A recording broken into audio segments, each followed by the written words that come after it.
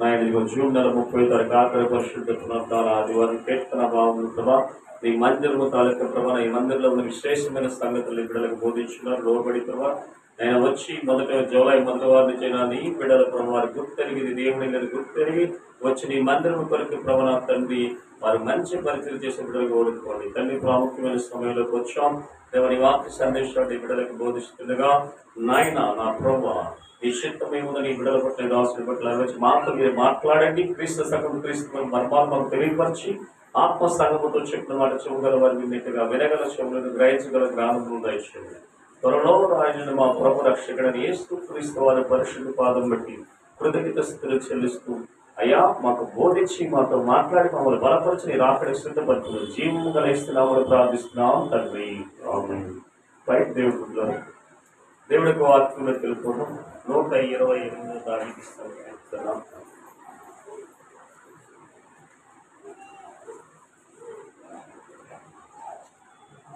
దావీదు సంకీర్తన 128 దావీదు సంకీర్తన 2వ వచనం చదువుతున్నాను.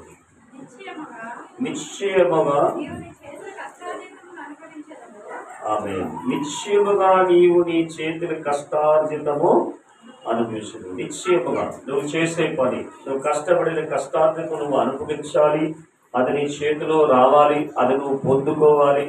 అంటే ఆ వచనం నెరవేర్చబడాలంటే ఆ చెప్పిన ఆ వాక్కు నీ జీవితంలో నెరవేర్చబడాలంటే నీ కష్టపడిన ఫలితాన్ని నువ్వు అనుభవించాలి. కష్టపడిన నీ కష్టాన్ని నీ బిడ్డలు తినాలి, దానివల్ల చక్కగా మీకు ఉండాలి అని అనుకుంటే ఆ పై మాటలో ఏముంది తెలుసా? అది చదవండి, ఆదేశించో. యెహోవా యందు భయభక్తులు కలిగి, అంతే. ఇక్కడ ఏం చెప్తుంది చెప్పండి?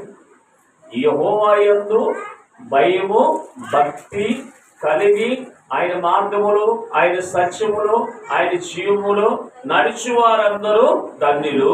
అటువంటి వారు పని చేస్తే వారు పనికి చేసిన ప్రతిఫలు తెచ్చుకున్న కష్టార్జితము వారి బిడ్డలు తిని తృప్తిగా సంతోషించుదని చెప్తున్నాడు అన్నమాట. ఆమె కొంతమంది కష్టపడతారు, కష్టపడిన వాళ్ళకి ఫలితం ఉండదు, కష్టపడిన వాళ్ళ చేతుల దగ్గరికి రాదు, కష్టార్థం వాళ్ళు రాదు. అక్కడికి వస్తారు, కొన్ని అప్పులు కొన్ని బాకీలు అన్నీ కూడా ఏముంది చెప్పండి వెళ్ళిపోతాయి. ఇంటికి వచ్చేటప్పటికి నెలంతా 30 రోజులు పనిచేసిన చేతులకు వచ్చేటప్పటికి కష్టార్థం మేము కూడా తనకి కనపడుతుంది, చాలా బాధపడతారు. మళ్ళీ అప్పులు చేస్తారు. ఈ అప్పులు గట్టేస్తారు కదా, కష్టం అంతా తాతం ఏంటి? ఇక్కడ దేవుడికి సరిగ్గా మనం ఇవ్వాల్సిన ప్రిపరేషన్ ఇవ్వకపోతే, భయపడవలసింది భయపడకపోతే, దేవుడికి సన్నిధికి సమయం మనకి సద్వినియోగించి రాకపోతే, దేవుడి చిత్త ప్రకారంగా మనకిచ్చిన దాంట్లో దేవుడికి ఇవ్వకపోతే ఏమిచ్చారు చెప్పండి? కీర్తన 22లో ఇక్కడ దావీదు ఏమిచ్చాడు చెప్పండి? దేవుడికి సమృద్ధిగా ఇచ్చారు, వెండినిచ్చారు, బంగారునిచ్చారు, అన్నీ ఇచ్చారు. కానీ ఇక్కడ మనం ఏది ఇస్తున్నామో ఏది ఇవ్వడం అనేది మీరు చూసుకోండి. మీ కష్టార్జితం తీరాలి. కొంతమంది కష్టపడరు, కొంతమంది కష్టపడరు. అందుకే కష్టపడలేని వారికి, సులువుగా సంపాదించిన వారి కోసము ఎక్కడికి వెళ్ళిన కొంతమంది ఏం చేస్తారంట? దేవునికి ఉదయకాల సమయంలో దేవుడికి కృతజ్ఞత స్తుతులు చెల్లించారు. మీకు తెలుసా? ప్రకృతిలో ఉన్న ప్రతి జీవి తెల్లవారు లేసి దేవుని స్తుతిస్తారు. ఆఖరికి కూడా పక్షులన్నీ కూడా ఏం చేస్తాయి చెప్పండి?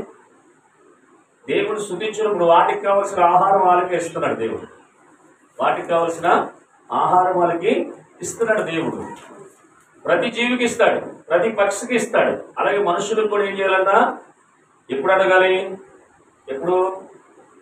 ఆదివారం చర్చని 9 గంటలు లేచి తడదనకు స్నానం చేసుకుని ప్రభుని సంధికి వెళ్ళిపోతున్నావు, నాకు చేయాలంటే ఎవడు ఆయన? ఎప్పుడు లేచి ఇవ్వాలా? ఎప్పుడు ఇవ్వాలంటే ఎవరి దగ్గర వెళ్ళమంటావో తెలుసా?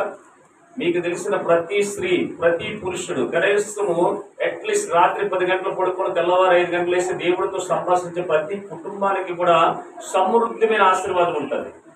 లేదు, ప్రతి కుటుంబంలో కూడా ప్రతి స్త్రీ గారు పురుషుడు గారు 7 తర్వాత 8, 8 తర్వాత 9 లేచారనుకో, వాళ్ళ కోసం బైబుల్లో ఏం రాసి పెట్టాడంటే ఈ కష్టార్థం మనుషులు అనుభవించడం పోవడం తర్వాత సంగతి, కానీ సొలొమోనుకి క్లియర్గా రాసి పెట్టేశాడు అనమాట. అటువంటి వారి కోసం ఏం చేశాడంట? బైబిల్లో స్పష్టంగా రాశాడు. చూడండి, ఇక్కడ సామెతల గ్రంథం మనం వెళ్దాం, 6వ అధ్యాయము మనం చూసుకున్నట్టుగైతే సామెతల గ్రంథము 6వ అధ్యాయము మనం చూద్దాం. మొదటి చదువుదాం. నీ చిరకాల వరకు బోధపడిన ఎడల ఉమ్, వరుని చేతిలో నీకు ఉమ్, నీ చేయి